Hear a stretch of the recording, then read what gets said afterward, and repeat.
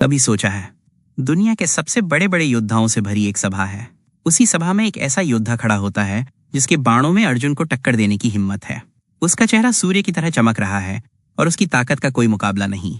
लेकिन जैसे ही वो आगे बढ़ता है, उसे रोक दिया जाता है। क्यों? क्योंकि वो राजा का बेटा नहीं, एक सारथी का बेटा है। सोचिए, उस भरी सभा में जब उस महान योद्धा को उसकी जाति के नाम पर जलील किया जा रहा था, जब उसकी काबिलियत पर सवाल उठाए जा रहे थे, तब एक हाथ उसके सम्मान के लिए उठा। वो हाथ था हस्तिनापुर के राजकुमार दुर्योधन का, और उस एक पल ने महाभारत का इतिहास हमेशा के लिए बदल दिया। ये कहानी है दोस्ती की, वचन की और एक ऐसे धर्म संकट की जिसने महाभारत के सबसे महान योद्धाओं में से एक दानवीर कर्ण को जानते बूझते हुए अधर्म के रास्ते पर चलने के लिए मजबूर कर दिया। तो चलिए आज इसी गुत्थी को सुलझाते हैं। महाभारत की कहानी सिर्फ युद्ध और जीत की नहीं है, ये इंसानी जज्बातों और समाज की कड़वी सच्चाइयों की भी कहानी है। और शायद इसका सबसे बड़ा शिकार कर्ण ही था।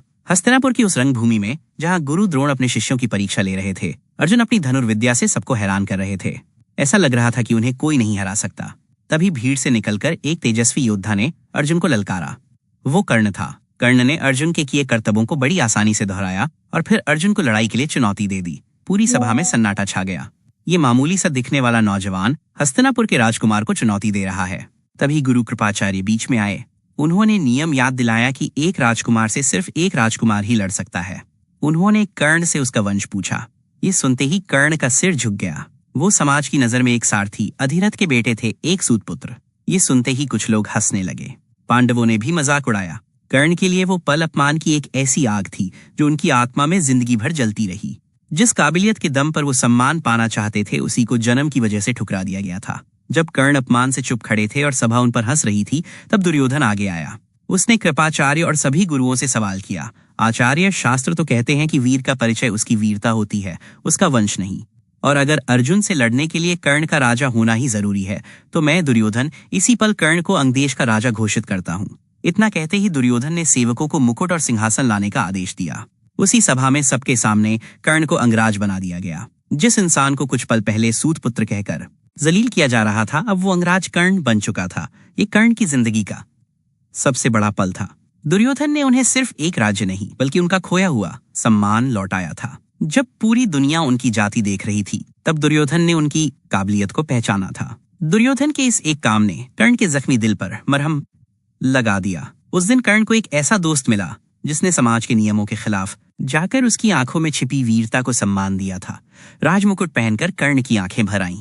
उन्होंने दुर्योधन की तरफ देखा और कहा, मित्र, तुमने मुझे वो दिया है जो कोई नहीं दे सका। इस सम्मान के बदले मैं तुम्हें क्या दे सकता हूँ? दुर्योधन ने मुस्कुराकर कहा, मुझे कुछ नहीं चाहिए अंगराज, बस तुम्हारी दोस्ती चाहिए। उसी पल कर्ण ने एक वचन दिया, एक ऐसा वादा जिसने उनकी किस्मत हमेशा के लिए लिख दी। उन्होंने कहा, दुर्योधन, आज से मेरा ये जीवन, मेरी ताकत, मेरा सब कुछ तुम्हारा है। मैं जिंदगी भर तुम्हारा एहसानमंद रहूंगा और तुम्हारे लिए कुछ भी करूंगा। ये सिर्फ एक वादा नहीं था, ये उस इंसान की कसम थी जिसे दुनिया ने ठुकराया था और पहली बार किसी ने गले लगाया था।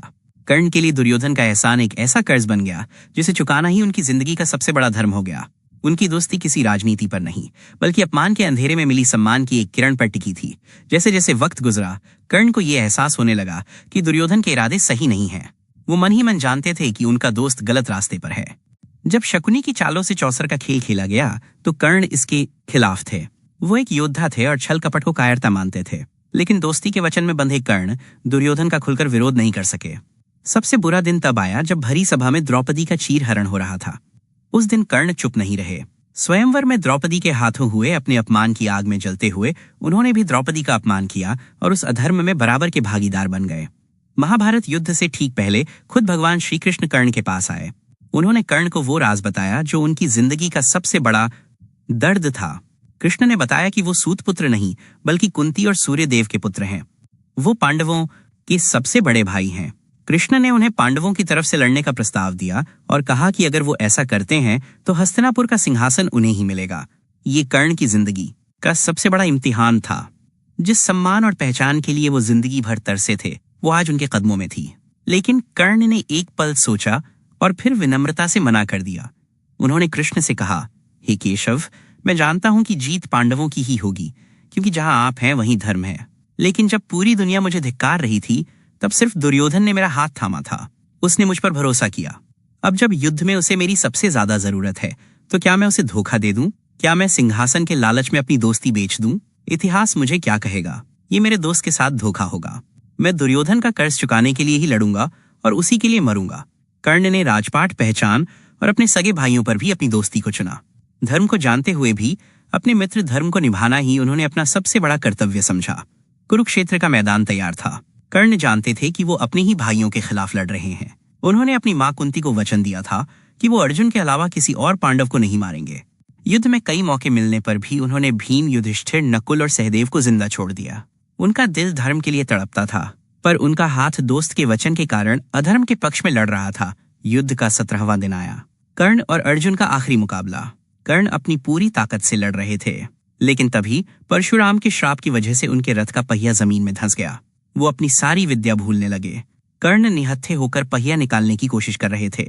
उन्होंने अर्जुन को युद्ध का नियम याद दिलाया कि निहत्थे पर वार नहीं करना चाहिए।